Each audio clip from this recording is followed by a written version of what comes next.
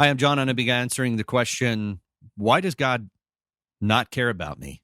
Now, I know many would think that's a weird question, but it's a legitimate question these days. People wonder if God has the power to remove cancer, to save somebody, to prevent them from harm, to feed them, to provide a home for them, provide a job, and yet he doesn't. God has all power, and yet he doesn't do it. Why is that a job? Why is that a God I think is concerned about me or cares about me? And all these promises in Scripture that God can and will provide, and yet he doesn't. And I know there are people who struggle, who won't publicly and say it out loud, but would say that they don't like God. They hate God. A God who can provide and protect and heal and doesn't seems like a tyrant. Why would he do that? And why would he put requirements on people? If they perform well, then God will give them something. They have to earn it first. They have to earn that which he could freely give. There's nothing preventing God from healing this world. There's nothing preventing God from moving all pain and sorrow, and yet he doesn't. And that's a struggle. We all feel that tension. I know there are many who don't like God. They play the game, they go to church, they sing the songs, but deep down inside, they're angry, they're upset. They don't feel love and compassion coming from their Father. This is because you have been lied to. This is because you've been told something about the Bible that is just not true. God never promised that he would remove death and sin and sickness and suffering and crime now. This earth is cursed. It's been cursed since Genesis 3. It's been underneath this groaning and painful sorrow.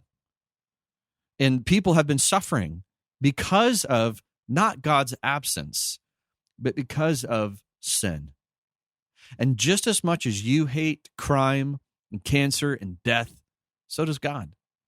And the result of everything that we suffer in this world is the result of sin. And what God has promised and what God has been faithful to his promise is to rescue us from the very cause of all of this pain and suffering, which is our sin. And to rescue us from this world, to go live in the new world, the redeemed world, the restored world, where there is no pain, there is no suffering, there is no crying, there is no fear and anxiety, but there's only joy, there's only love, there's only beauty and glory and worship. The confusion and the reason why most people hate God, if they're willing to admit it, is that they assumed God would promise if they did the right things and said the right things, then God would help them. We live in a cursed world full of sin. Nothing in this world will be restored until Christ comes back. The hope that God has given to us as his adopted children is the gospel and his community, his church. The church is supposed to carry each other, to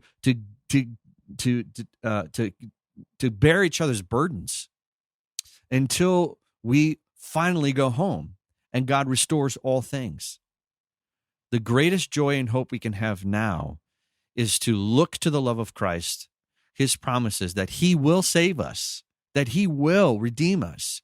And then we take that love and we love each other and we encourage each other and we strengthen each other while we wait our homecoming.